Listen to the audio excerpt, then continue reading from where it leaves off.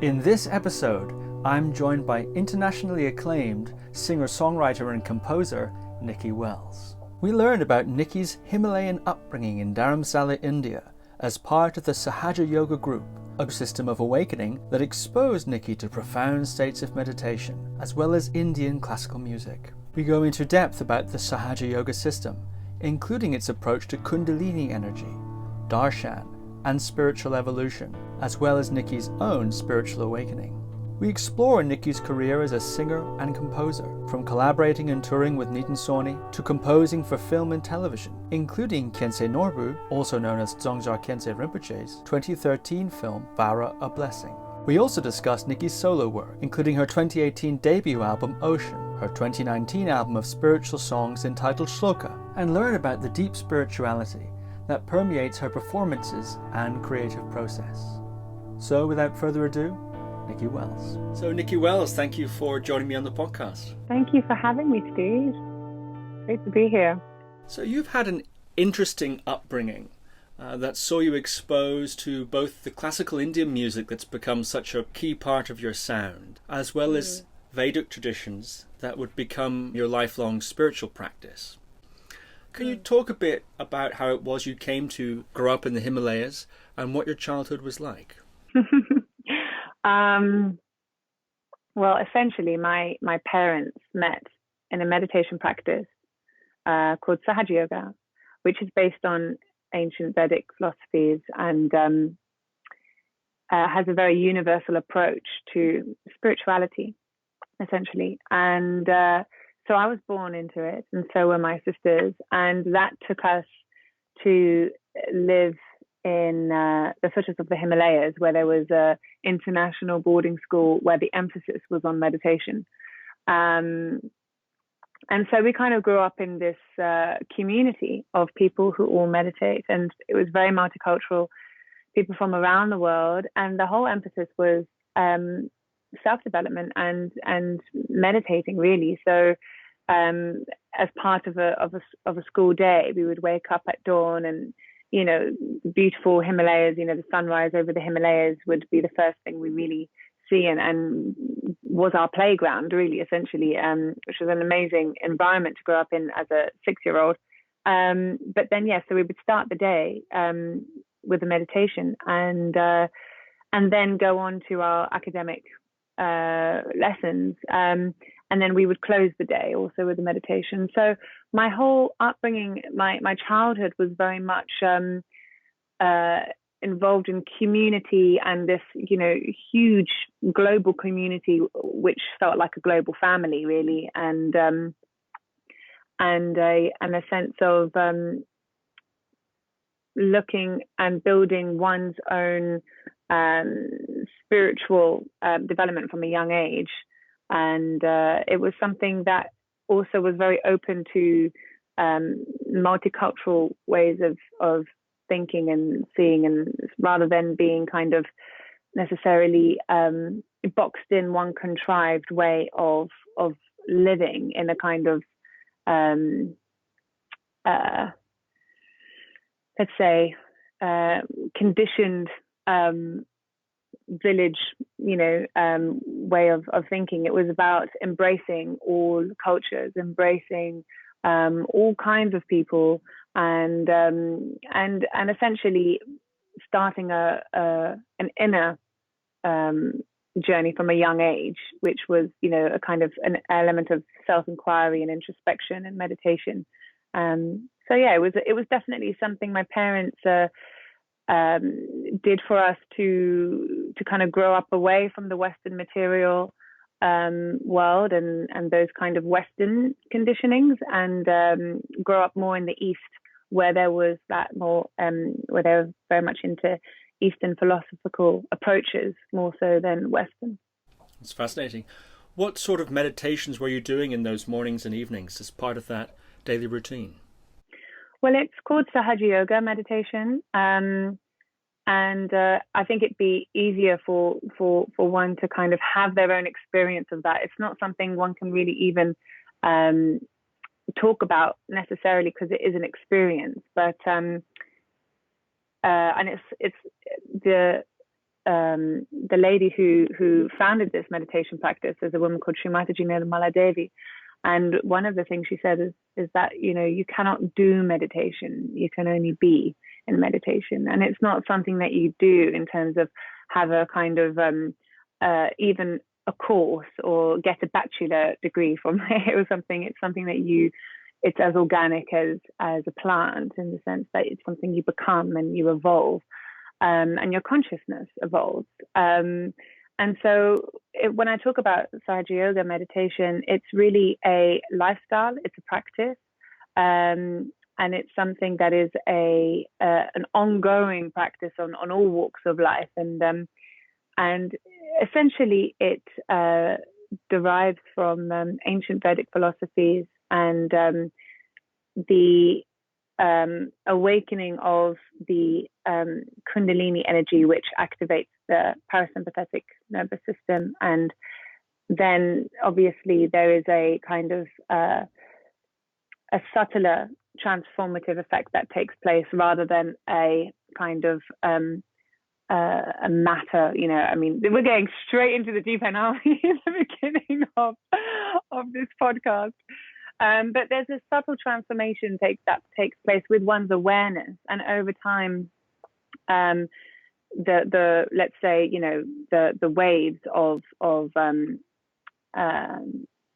frequency of the brain become more towards theta than beta and gamma. So if we're walking down Oxford Street, for example, and you're looking at cars and there's music and there's a lot of stimuli, chances are that the waves of the frequencies in your brain are going quite fast. But the idea is to kind of be in the chaos and be in what's known as the Maya and the illusion, and to be in a state of witnessing, in a state of enjoyment, in a state of joy. And this kind of happens over time, and the more you kind of plug into the mains, as it were, the more you meditate, the more you start to feel yourself transforming in this sense. And for me, it's all encompassing in terms of what I do in life. And I do music, and I do pottery. You can probably see some pots around, and everything that I do is all encompassing. There's no duality between anything, between meditation, between eating, between music, between walking in the park, and it's really that whole encompassing life philosophy of life, really. What can I say? It's the thing that I would say is that through meditation, one's awareness and consciousness has the ability to I'd say evolve or dissolve. The ego dissolves into a greater whole, and when one's ego becomes essentially invalid, there's an infinite kind of ocean, and so it's just about being humble to receive and be a receptive being with one's antennas awakened, essentially, or one's antennas active, so you become more sensitive to your environment and to the world, and more compassionate in that way. We mentioned the word ocean there. That's a theme that comes up in your music quite often, and I'd like to return to that a bit later. You mentioned Shri Mataji Nirmala Devi there, the founder of the Sahaja Yoga system, and something interesting about that system, there's an emphasis, as you said, on achieving Kundalini awakening, but not through means such as asana or kriya, or if it was perhaps in a Buddhist context, in the Chandali approach, through something like tumo, something like that, but through darshan, or even gazing at Shri Mataji's murti, something like that. I'm wondering if you could talk a little bit about how the Kundalini, the darshan, and so on are approached in this system. I'm curious if it's sort of a Shaktipat kind of initiation, Muktananda style, or if it's something else. Well, it's a very interesting question, and I think the Sahaja means spontaneous, or Saha is born, and Ja is you. So like born with you is the right, everyone has the right to experience their self-realization and to realize the self, which, and we're just going straight to Z, aren't we? But basically, what is that? That is the the concept that you are not your mind, your body, and your ego and your emotions, but you are the pure spirit, or you are the pure consciousness, let's say. And basically what Shri Mataji Nirmala Devi did in 1970 was she found a technique to make self-realization possible en masse. And, you know, for hundreds of years, the Guru Shishya principle a guru would give self-realization to his disciple and maybe look after his disciple for his whole life, or 50 years. And maybe there would be people doing a lot of penance, or, you know, sitting on a rock in the Himalayas and sitting in a cave for years, or, you know, doing an asana, or standing, you know, on one foot for hours on end, doing all these kind of things to master the body, and to master the mind, and to master the desires, or to overcome them, essentially, in order to be liberated from the body. But essentially what Sahaja Yoga is, which is very unique in that sense, is that it's this very spontaneous and fast way to experience what is this self-realization. And it's something that, like I said in the beginning, it's not something that one can really explain in an academic sense, but it is an experience to be tried. So for example, I could, to you, if we were sitting on the grass in a park, or even in the same room, or perhaps even now on Skype, I don't know, do a meditation session whereby I could kind of give you this experience, or you could experience it for yourself. And it's like from one candle to another, you can just all experience it. And it's something that's very personal to anyone. It's something that is absolutely not rational and in the mind, or something that you can intellectualize. It is a spontaneous and involuntarily happening. And like the heart that beats involuntarily, or like we breathe involuntarily, in the same way, the Kundalini, that awakening of the Kundalini, is something that is so pure, actually, and has to be awakened through a right authority, in the sense that it's not, I mean, I know there's a lot of kind of talk on the Kundalini and awakening it through all kinds of ways, which some I feel are a bit dangerous, in terms of like the whole, you know, tantric world, whereby it just went into more of a polluted place. And actually in Sahaja Yoga, the Kundalini is the purest embodiment of purity, and it's we call it the mother nurturing energy within us, whereby when she rises, she just nurtures and burns away any kind of impurities in the body, and then you experience a very active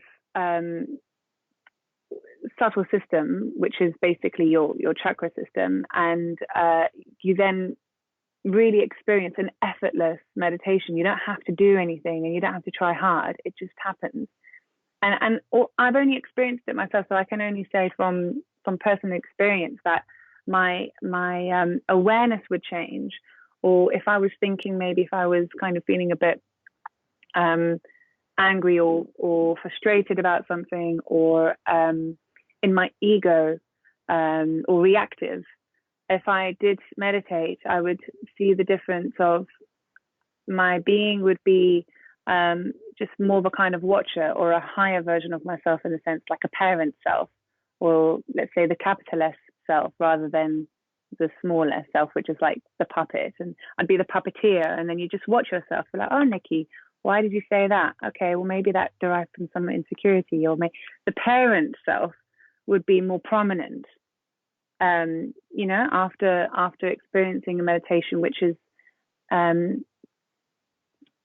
very deep place to go within one's being. So And of course, you know, this conversation, it's very, again, it's an experience. So talking about it can lead someone to think, oh, well, this is all a bit kind of wishy-washy, or a bit, unless you experience it, you just can't know, you know. So that's something I'd say about that. But like I said, Sahaja Yoga is it's a very spontaneous and natural way of experiencing this self-realization kind of process. So you mentioned the subtle changes that can happen as you plug in to the mains through this meditation, and the subtle changes that can happen in terms of your awareness and your experience. And you gave a couple of examples there of on-the-spot changes in the way you relate to yourself and the way you relate to circumstances and so on. I'm curious, in your journey in that system, if you had any sorts of epiphanies or turning points, or if it's more of a gradual kind of thing. And also, I'm curious later, actually, as to how it plays into your creative pursuits.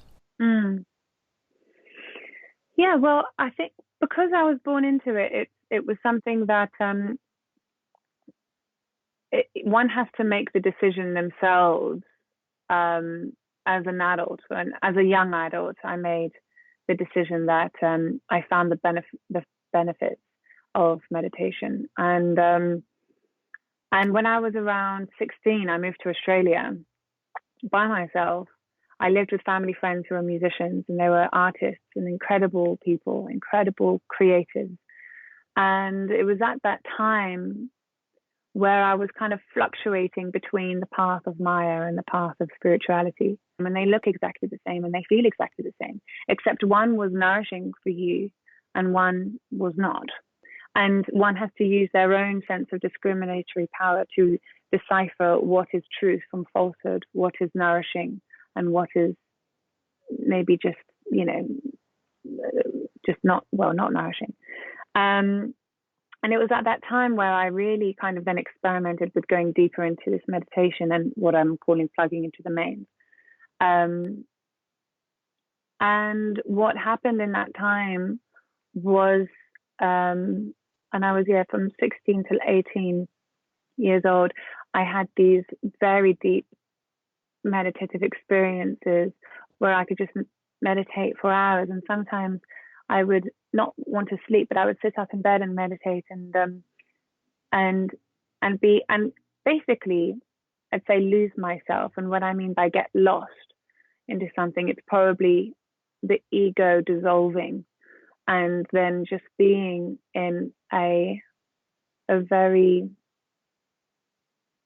blissful, loving, pure love, pure energy that is so much greater than myself, and being connected to that, and having these experiences at that point made me realize that I wanted this in my life. You know, even though I was born into meditation practice, it was like the decision to enforce this in your lifestyle or into your daily practice was the decision was made at that point.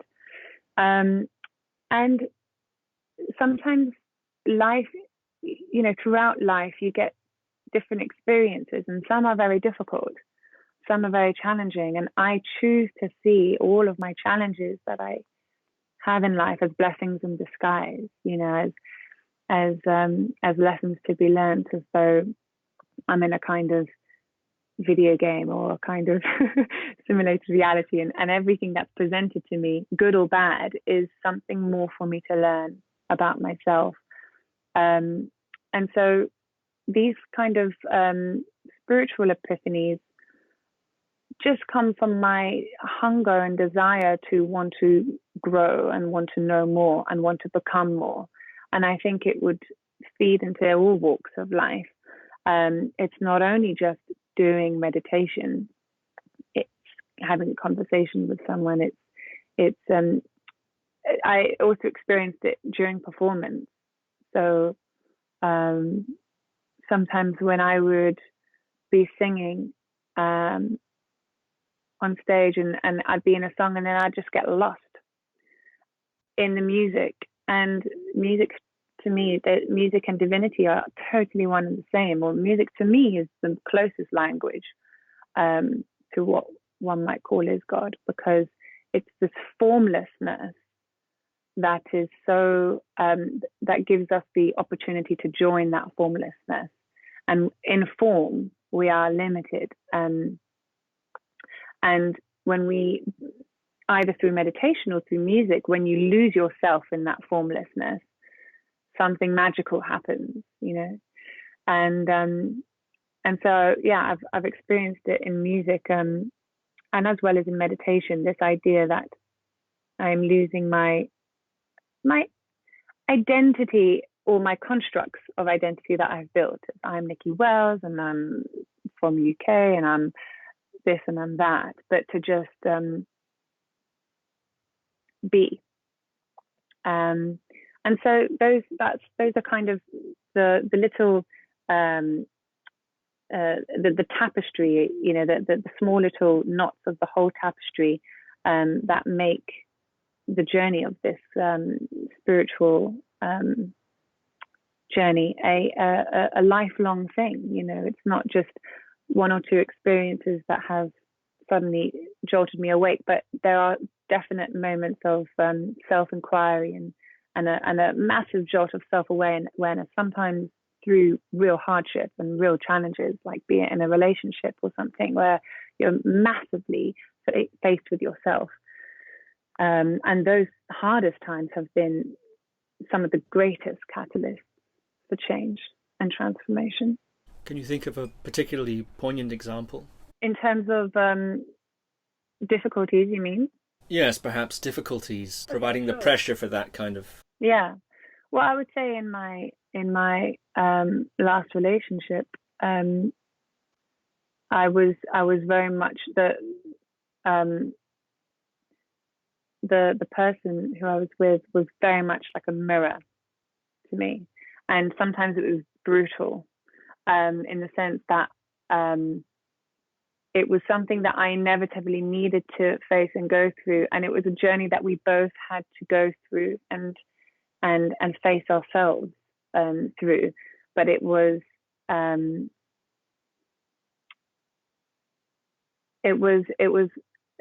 beautiful blessings in disguise. And had I not gone through those sometimes very uncomfortable or points of friction, it wouldn't have given birth to feelings of absolute gratitude, absolute forgiveness, and unconditional love. You know, so I have nothing but pure respect for this person and gratitude for all of our experiences. So I feel like it was meant to be a journey of self-discovery and of learning those qualities of forgiveness. And, you know, there's this beautiful quote, which I'll share with you, which has always stayed with me when I read it, was, forgiveness is the fragrance a flower emits after it has been crushed. And it's that whole thing of, we can't experience certain things in life without the hardship, or without that crushed, without that breaking, without that death of ourselves, without that complete surrendering into something new. And so that's why I have nothing but gratitude to something that is difficult, or something that is a hardship, or even maybe a tragedy, because they are lessons to then overcome and transform out of and evolve out of. And I'm only interested in this life to evolve. You know, I'm not interested to be the same person now as I am in 5 or 10 years' time. I'd hope that I learn and grow more and become more and be like a child, wide-eyed and full of curiosity in this world, because it's so much fun to be here and to be alive and to learn and grow. What is the trajectory of that evolution? What is the trajectory of it? I would say it's as the universe is, it just expands. It's I wouldn't even call it a direction. It's probably all direction. It's multi-directional. It's probably even all directional, inside and outside. Very interesting indeed. Musicians, people in the creative arts, one could say a standard driving force in a creative person can be the sense of needing to express themselves, the sense of needing to be heard or to communicate their message or their expression. And you're talking about a somewhat, it seems, different relationship to music, to that creative process, the dissolution of the ego, the sense of the ocean, and so on. I'm wondering how you relate to aspects of the musician or the creative life, such as self-promotion or marketing, as to what mobilizes you into the performance or the getting out there aspect of the creative life. Yeah, well, I think we all have different cats. If one is a father or a director and a gardener and a husband, or a professional, someone who gets into his car and works in the office, we all have different cats that we wear that make us multifaceted human beings. And I think if I am a creative, I'm not always walking around in in a state of absolute euphoric bliss necessarily. I'm not always creating. Sometimes if I'm walking the dog, I just actually want to do nothing so that something can come. And in terms of being more business minded or more kind of active in the world of manufacturing a product, or something, they're all different. They're all different sides and different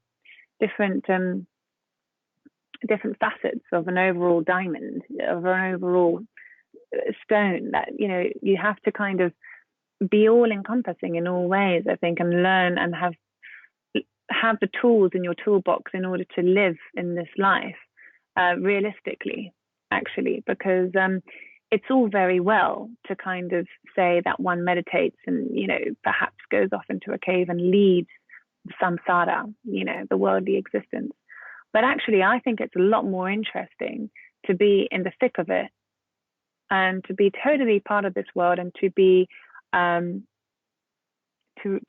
relate to other human beings, to connect on different levels, and to then plug into the mains in terms of your consciousness. And so with me being focusing on my career, or it's work, it's also getting on that treadmill and doing what one needs to do in a meticulous way. It's like a meticulous tapestry, every single sew counts. And if one is doing it with a thoughtfulness and with an intention and a patience, it will create the overall image.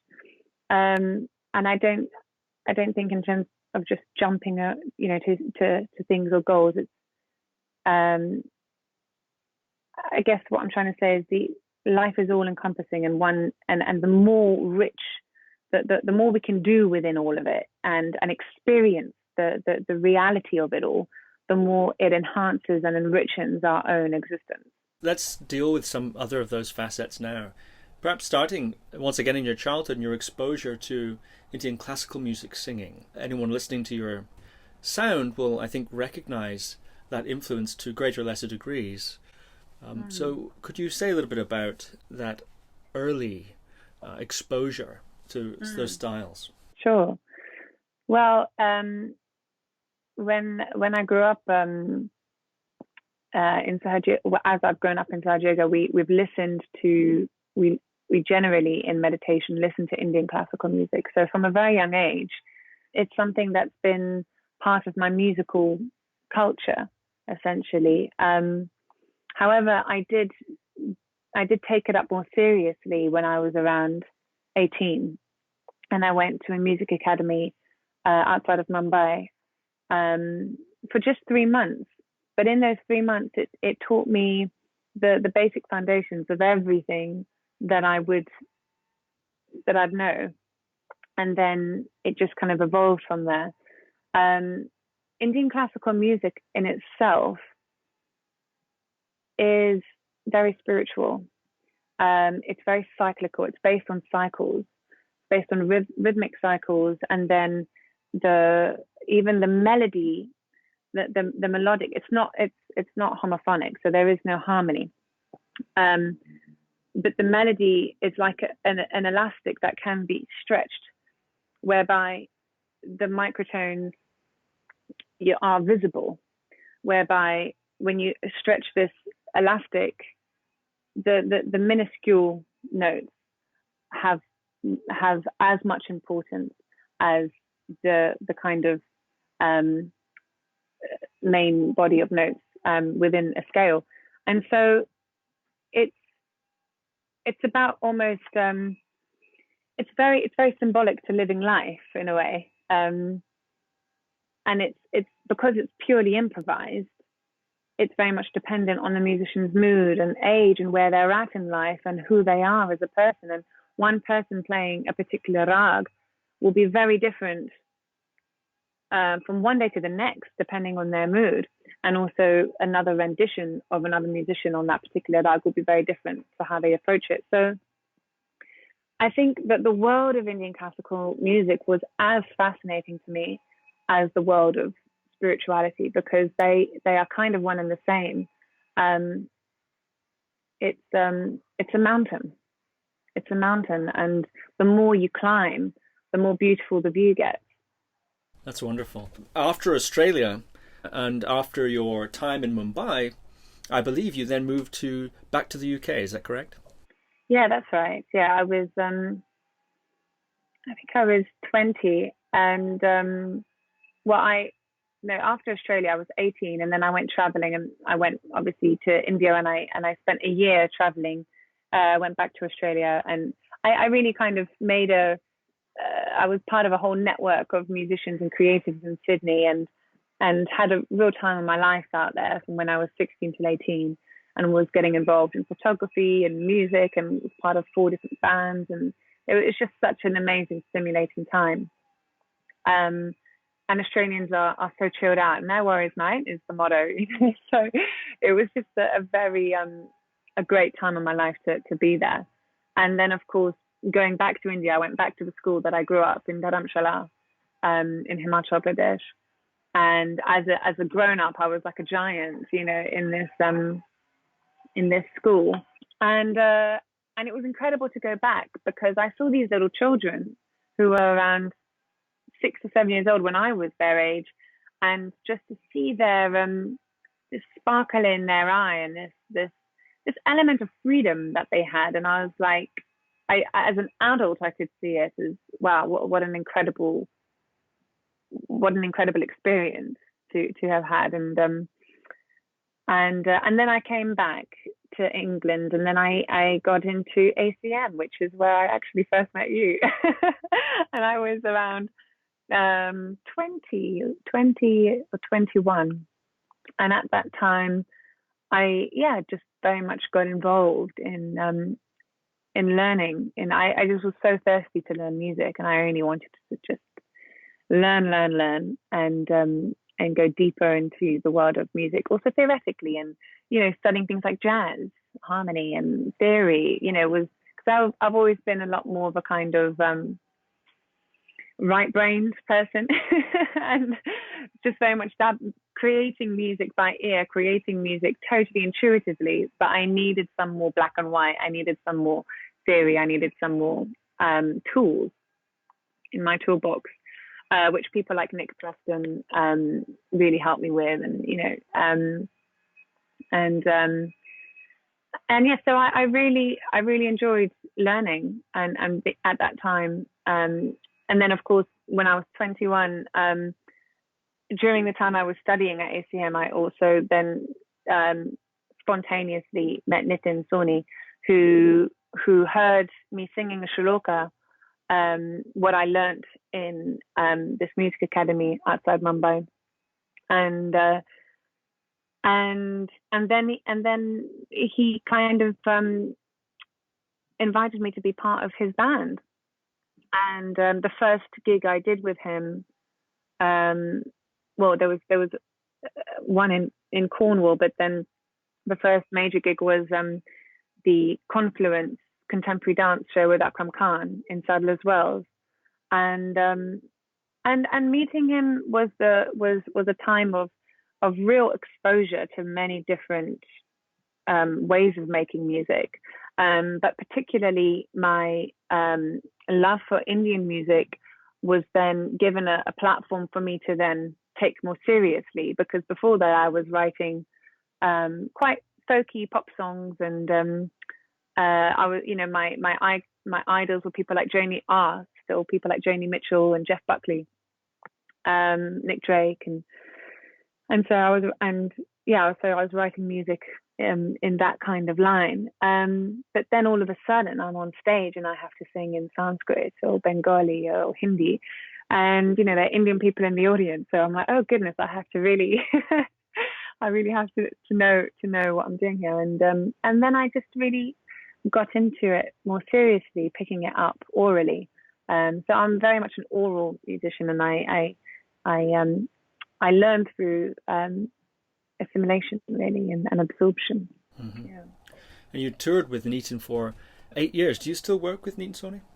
Yeah, we do actually. We just did we're just about to do a live in COVID-19 live concert with PRS Foundation for Music, and so that's gonna. So yeah, we do still work together. But there was a few years ago where I consciously made the decision to focus more on my own solo career, which is where Turya became born as a pseudonym of my singer-songwriter project, and then in that world I released my first album called Ocean, and now working on the second. I'd love to come to talk about Turya in a moment. One thing about that period when you were working predominantly with Nitin Sawhney, you've composed 4, and your voice has been featured in many scores for television and film. And in fact, you co-composed the score for Khyentse Norbu's 2013 feature film Vara, A Blessing. My listeners may know Khyentse Norbu better as the famous Bhutanese Lama Dzongsar Khyentse Rinpoche. I'm wondering if you worked with him directly, and if you could talk a little bit about the process of working with him. Yeah, that was an amazing project. It was actually Nitin had asked me to collaborate with him on this film, Vara, A Blessing, and we only had Skype communication with him because he was I think in Dharmsala at the time, and otherwise it was very much email correspondence and just passing over notes, and we were working remotely here in London, so there wasn't that much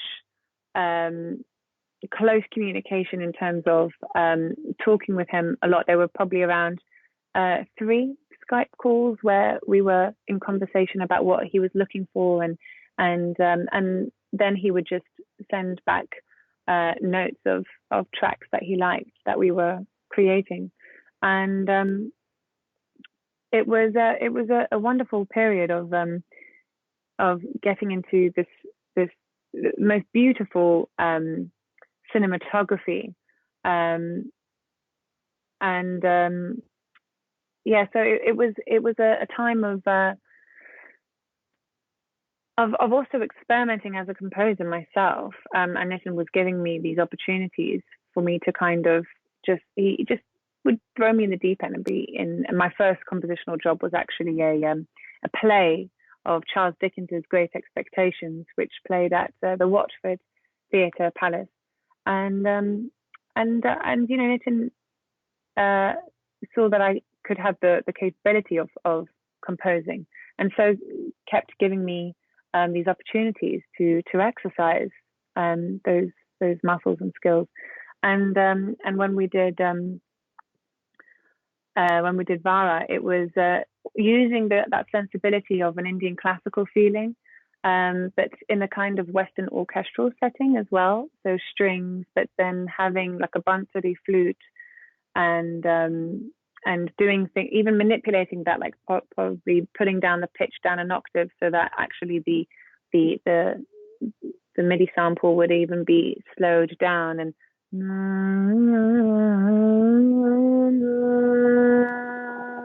rather than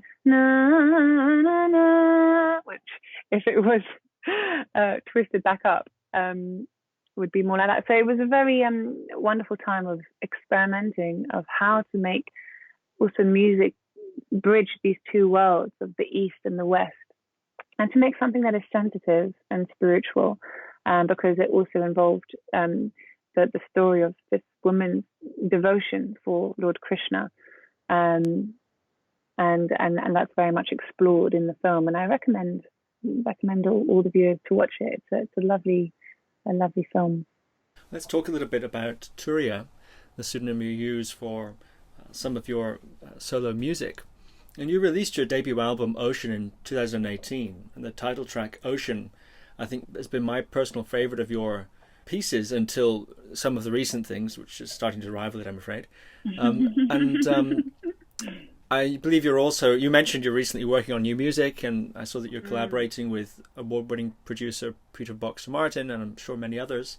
Why the name Turya, and what can you say about that project in general? Well, my publisher and manager, my manager actually suggested, why don't you have a stage name of some kind, because I was using Nicki Wells, my name, as a, you know, as an artist, but as a session singer, singing different kinds of using different kinds of vocal techniques, like, you know, singing in Arabic or singing in French or singing Indian classical styles.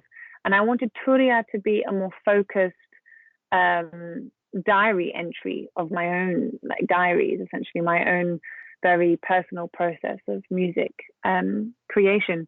And I was with a friend of mine, and I had this list of names, and I had the word Turya written on there.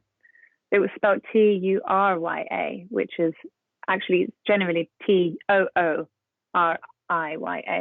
and it's a Sanskrit word. And then he reminded me, as we were just chatting in the kitchen, that that Turya is a state of consciousness that you experience after pronouncing the Om correctly, and the Om can be dissected into 4 different dimensions: the A, the U, the M, and then the silence that you experience after that is the 4th, the Chatura, the 4th consciousness, the 4th state. After, another way you could see it is waking, dreaming, and dreamless, and after those 3 states is Turya. And then it just hit me like a huge bolt of lightning, like, oh my goodness, the silence one experiences after sound is Turya. And I wanted that silence to represent my sound, essentially. So I wanted the listener, if they're listening to the sound that I create, to be left in silence. Rather than, you know, in this world of music industry, to be left in this ripple of excitement or this ripple of sensationalism, to be left with a sense of silence, that I wanted that to represent my sound. So I kind of compartmentalized my career as Nicki Wells, a composer and a session singer, or, you know, singing with other artists, and then Turya to kind of delve into my own unconscious or musical unconscious, and my own songwriting. So that's the whole way in which Turya was born, really. Mm-hmm. Fascinating. And how's the next album going? You're in the process of that, I understand. Well, this is the thing. This whole period of quarantine is really quite, again, a blessing in disguise, really, because as you've seen, I've been making these COVID calm videos, but they are now becoming the kind of foundation of the kind of production that I'm creating for my album. And there's a consistency. I feel so much more powerful within myself as a person and as an artist, that I am fully holding the reins of my life, and there isn't any other creator of this record, really. It's all kind of stemming from many years of accumulated music trapped in me, or trapped on, you know, a shelf of ideas, because there's around, I don't know how many, you know, I got them on my voice memos, just hundreds of different ideas, and now I'm really kind of in a flow of making sense of them all, and making something that I really want to say now. And so, yeah, I'm definitely, there's a very interesting direction taking place and taking shape, which I'm really excited about. That's great. I'd like to talk a little bit about those COVID Calm pieces very shortly. But before we do, there's something else that's happened in between. In December of 2019, you released Shloka, an album which you describe as meditative music, which facilitates one's own practice of self-inquiry, introspection, and meditative depth. Can you talk a little bit about what a Shloka is, its significance in terms of a verse form, and what your intentions were with that album? And that was released as Nicki Wells, not Turya. Yeah, that's right. Yes. So, I mean, the reason why it was released as Nicki Wells is because as an artist, as Nicki Wells, I want to display a kind of, I'm doing more Indian classical things or things that I haven't written. So, for example, the shlokas are Vedic scripts that date back from the Upanishads, and a shloka is essentially a verse from the Vedic text, which can be like a hymn, say, if you were. It's a hymn in Sanskrit, and these particular shlokas they describe the attributes of various deities or qualities that are within us, or that can be realized within us. So, for example, the first shloka describes the qualities of the Hindu god Ganesha, and he is the remover of obstacles, and he's the elephant-headed god, and he embodies innocence, auspiciousness, purity, and wisdom. And so, when I made this album of shlokas, I was working alongside the charity Mind to help people with mental health issues to have this music to facilitate a state of peace and meditation. And these shlokas are kind of like musical medicine because they work on a subtle level. And so this was kind of taking my my life of my meditation practice of Sahaja Yoga with the knowledge of the chakra system and how music can facilitate to awaken and activate an energy center, essentially. So the idea is that when you listen to these shlokas, it's having a parasympathetic activation process happening. So you are meditating, but then your attention is on a particular energy center, and it's paying devotion or tribute to the deity that governs that energy center, and say the quality of the Muladhara, which is governed by Sri Ganesha. You would then kind of have an experience of activating that center through the music, essentially, and allowing the music to do the work. One of my favorites from that album is the Vishuddhi track. Can you talk a little bit about that track?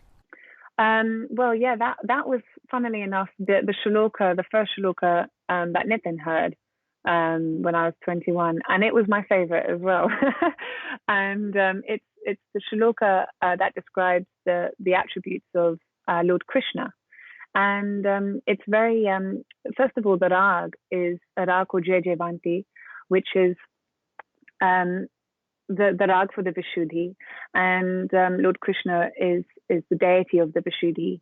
And it's very elaborate and beautiful and very kind of sophisticated and quite decorated with melodic ornamentation. And that's because he is also the kind of, he's wearing, the pearl necklace and these beautiful ornaments, and he is jeweled with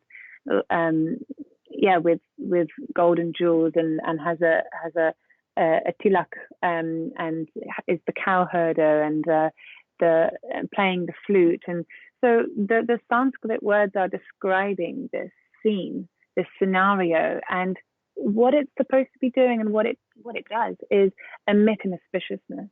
So it emits this auspicious painting, as it were, of Lord Krishna. and the melody is like the paintbrush. Kasturi tilakam lalat patale vakshasthale kaustubham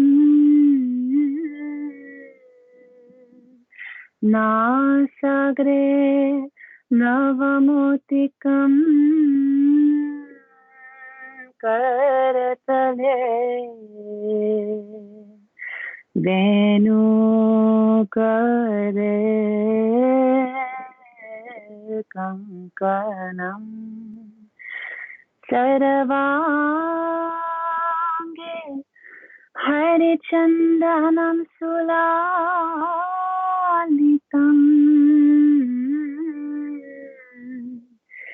kante cha muktavali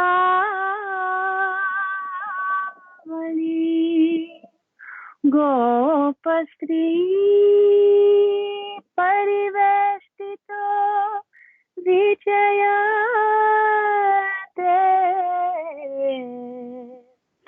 gopala churamani.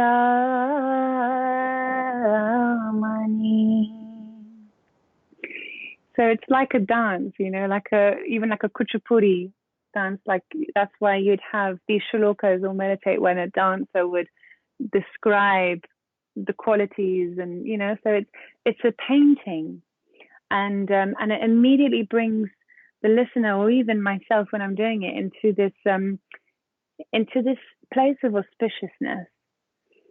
And that's the difference of when your mind actually goes through this transformative process of before and after. And the after is the peace and this beauty and this, okay. And that it can be experienced within you, and that can be awakened within you. So you see, the qualities of Shri Krishna are within me, you see, and then you can experience. And that's how the shloka awakens that. Wonderful. That's very beautiful. Thank you. You're welcome. Okay, let's talk a bit about your COVID Camp series. And you've been producing a series of music videos on YouTube, which you're calling the COVID Camp series.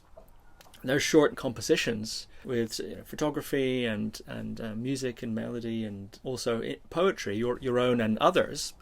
And they're really quite breathtaking. The first of those is Rivers to Sea, in which you set to music a passage by John Owen, a Welsh epigrammatist from the 1600s. Called De Vita et Morte, or De Vita et Morte if we want to go classical. So why don't I play that track now? Ad mortem sic vita fluit,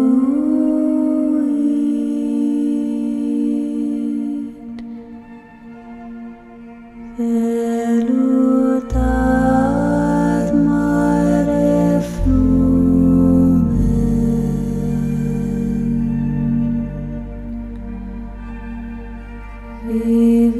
viverenam reses dulcis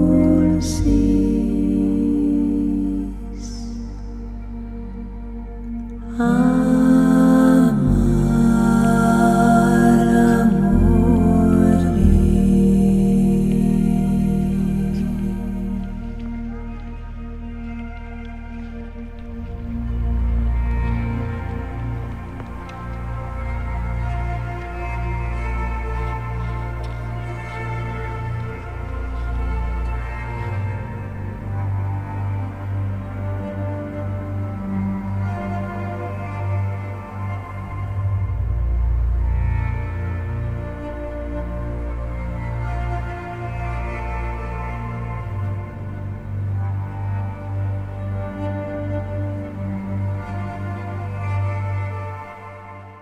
That's Rivers to Sea.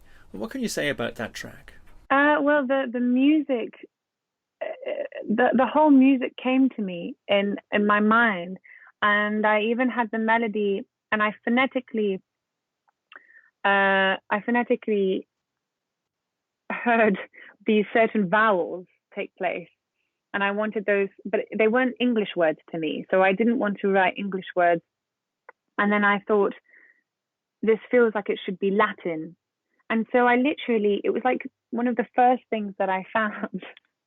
I just looked up Latin poetry, and in the space of 5 or 10 minutes came across John Owen's poem, and I thought, wow, well, which one gravitated to this one gravitated towards me the most, and then I wanted to see if the music that I created would work with it, and it did, and the rhythmic phrasing of the melody that I had in mind worked well with it, and so then I just put the melody to those Latin words, and it's about kind of creating a feeling that is all-consuming, you know, that is consistent, and I felt like the Latin was right to go with the whole mood of the music that I composed for it. How do you achieve that orchestration that's in both of your COVID camp pieces, almost through an envelope filter kind of sounds that sort of spring from all different angles like that? Well, it's it's a lot of playing around with production, and you know, over the years I've been lucky to get to know the DAW of Logic more and more so, and spending, you know, if I get any money, I just spend it on music in terms of good plugins or software instrument libraries, and so that was the strings that you heard were a combination of two strings. It was Spitfire Audio, which is one of my absolute favorite software library companies. I just think they're brilliant. And then even a friend of mine who I live with, who's a violinist. And so it was a combination of that, and then I put some delays and some filters on, and created this kind of nostalgic soundscape, as it were, which is kind of, I'm kind of going further into that sound with now the production of my album, and yeah, I just really wanted it to come from a place that was undiluted. And the thing is that I've worked with a lot of people, and sometimes when you work with different producers, that the sound that you have within your mind and within your being can sometimes then be diluted by someone else's vision. And so this is now the time where I just feel, like I said earlier, that powerful enough to stand on my own, to do it myself, and to execute my vision in a way that I want it to be. And if I hear something, then I will just do whatever it takes until I make that kind of sound, rather than relying on anyone else to do that or to, you know. And so it's taken me that time as a composer and as a producer to feel confident enough to completely be the painter of my own kind of canvas and do it all from scratch, which I'm really enjoying, that process. And just coming back from Australia, I was just there just before COVID hit.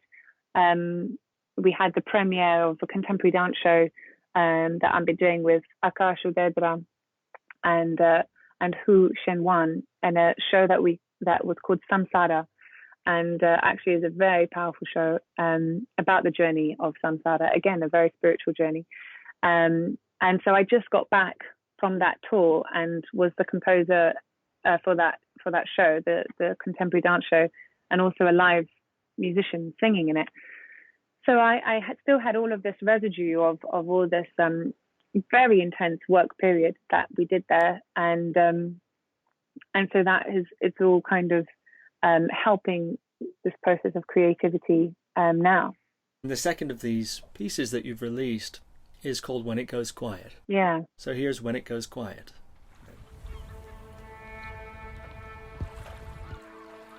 When it goes quiet, I sometimes fall into myself. I fall and there are no walls, and there is no ground beneath my feet. A bottomless ocean.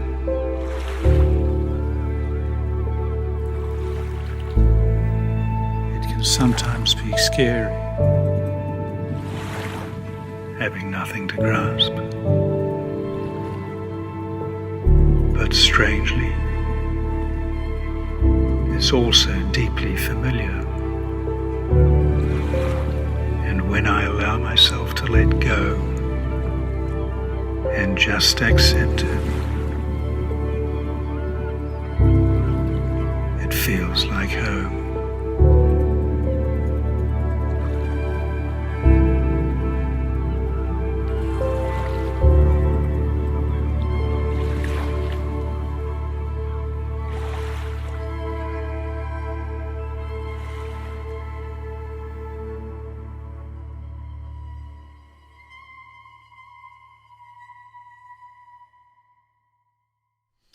And those words are actually your words, from what I understand. What can you say about that particular track? So it was a really wonderful story because I met Michael Orkersa in the park walking our dogs, and he's the protagonist in the film. And when I just got back from Australia, and as dog walkers, us tribes of dog walkers sometimes get chatting, and at a safe 2-meter distance, and I could notice that his accent was from New Zealand. So we got chatting there and in the park, and I was saying, I was just in Australia last week, and now we're talking about, oh gosh, look at what's happened. And he's trapped. He's trapped here basically because he couldn't get his flight back home, and he's spending time with his daughter, and then COVID hit, so he's in quarantine with his daughter. And we just got chatting, and then one of the things that he ended up saying was that, I wish I was a dancer, a contemporary dancer. It was one of my biggest regrets not to pursue. And I was like, well, why stop there? Let's make it happen, And then so we exchanged numbers, and then I thought, wouldn't it be great to get Michael involved in a COVID calm video?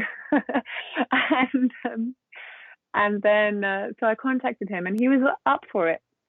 And then I just wrote this poem that night.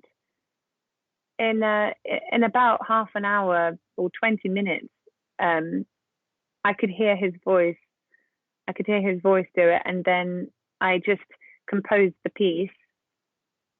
And then I texted him saying, "I've got this poem. Could you read it?" And then we went down to the water. We live in Greenwich, and then I just shot him from a safe 2-meter distance, so still being safe. But and I just thought he was fantastic. And it just, again, I think everything just, when it works out spontaneously, and this is how it all comes back full circle, how I even went to India, how I went to Australia, how I met Nitin, how I met Michael.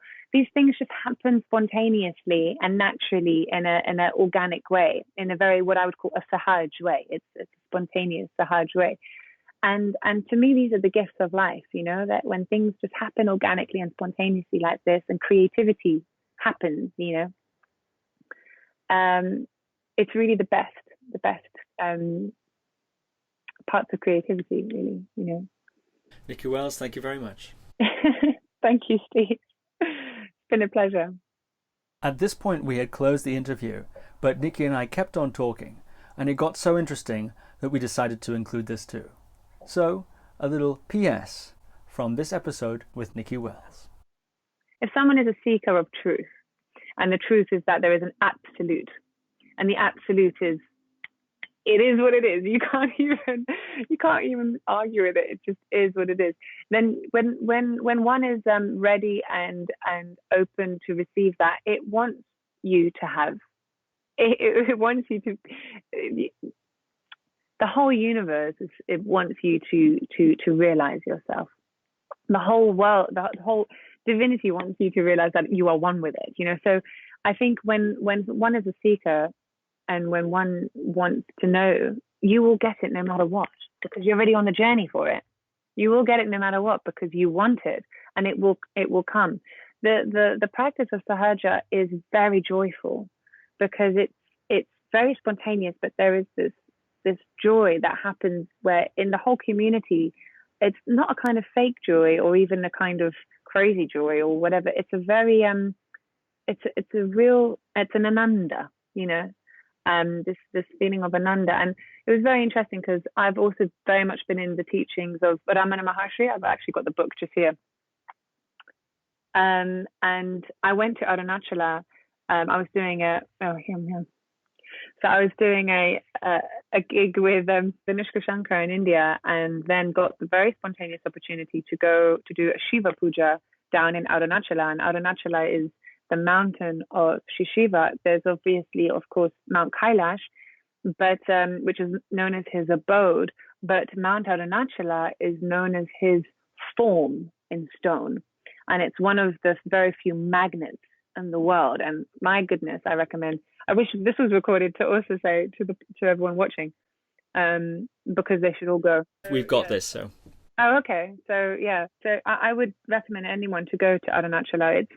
It's a very powerful place, and it's where Raman Maharshi lived and really attained his self-realization, and then stayed for the rest of his life. But the thing is that someone like Ramana Maharshi, who obviously his destiny was to completely be totally enlightened in his lifetime, many people spend years upon, well, not years upon years, but sometimes lives upon lives trying to sometimes even force a state, and it cannot be forced, and it has to be surrendered. You know, it has to be, I'm going to relinquish and allow the, again, metaphorically speaking, the ocean to take over, and we're all just students of it as well, you know. So I think Sahaja, the practice that I grew up in, it just allows for a spiritual experience to be almost, you can't even notice it. It's so subtle, but you are so joyful and peaceful.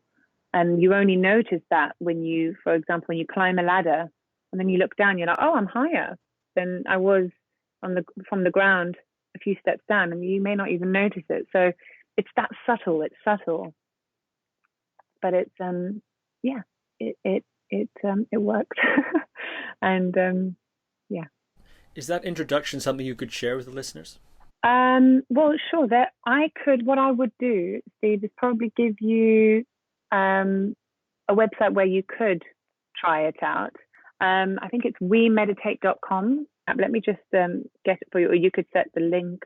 Yeah, I'll put the link down there. Yeah, the link. I'll give that to you. I think it's called wemeditate.com. But I'll send that to you afterwards. Yeah. Or the best obviously is in person with someone. Like, say, if I was with you, and you know, just sitting in your boat and just having a meditation. There's something that happened in Australia with my dear friend Akash Udedra, and I felt this compulsion to go up to their room. We were all in this kind of apartment complex, and I just started walking up. I had no idea why. And I opened the door, and Akash looked at me, and we're very spiritually connected. And he was like, "Nix, I have the most terrible headache. I can't." He was really just not well, and I said, "Let me do something. Let's sit down."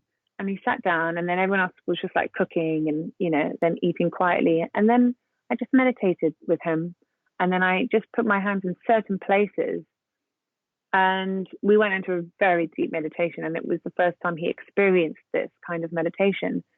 And after, I think it was maybe half an hour or so, 20 minutes, half an hour, he turned around, and it was just a completely different state. And he was just like, not only was his headache gone, but he had never experienced something like that. And he was quite silent. Where there's no, there was just pure silence and just like, wow, and it was just something I needed to somehow be there with him in that moment to facilitate that experience so he could experience what is within him himself, you see, and then for that to be awakened. And now, he wants to do it again, and it's a very organic and beautiful way of giving something to someone as well. It's probably the most beautiful gift you can give to someone. Part of that, you were not part of the transmission necessarily, but you're intuitively working with the subtle body in a certain sense. It sounds like. Yeah. Is that something that you have a sensitivity towards that dimension quite a lot? Well, certainly in Sahaja Yoga practice, there's the ability of someone who you can feel another person's subtle system. You can feel their chakras, what might be if there might be some blockage or if there might be some friction involved, and then with your own hands and with your own attention, you can facilitate that, and you can help the flow of the Kundalini to go up so that there are no obstructions. Interesting. Shri Mataji, I believe, was before she founded this system, was actually a healer, right? Isn't that some spiritual healer of some sort? Well, she, as a child, she grew up in Gandhiji's ashram, and she was very much part of the India's freedom movement. She wasn't a healer as such. She was actually a very ordinary housewife. She had children of her own. She was a housewife, but she was such a remarkable human being, and her calling in this life was to allow this technique. Essentially, what she did was to open this center here known as the Sahasrara in 1970, and she had a huge epiphany of how to actually give this to everyone freely. Sahaja Yoga is completely free. There's no money you pay. There's nothing you have to do. You don't have to be a certain somebody to do it. It's absolutely for everybody. And so she just made it accessible to everyone in a way that is it's incredibly nourishing and completely natural way of essentially the next step of evolution, rather than just being the Homo sapien to become the Homo spiritus. Very nice. Have you spent time with her personally, I assume? I did, yeah, when I was younger, and she gave me the name Shakti when I was a baby, and she gave my twins name Bhakti. So Bhakti and Shakti, we were named that until we were 11. So devotion and power. And then my other sister's name was Mahadevi, which means great goddess, which she is. And so we did spend time with her, and she was just the most incredible, remarkable and gracious woman, and very powerful as well. And in her presence, you would feel such a serenity and also a coolness. There would be this, literally what they call chaitanya, or wind, which you can feel on your fingertips. And even when you experience this meditation, you can feel it coming out your head. And when you see pictures or paintings of saints or angels where there's a halo, or a flame, that's what this feeling is. It's a feeling, or like a cool vibration. And when in her presence, you would just be flooded with it, and I go silent even thinking about it. You actually can't really, your brain, you can't really process. It's just silence. You just, yeah, your face changes also. Interesting. Yeah. Okay, well, thank you for a little PS section there. That was wonderful. Nicki Wells, thank you very much. Thank you very much. Thank you. Lovely to speak with you, Steve.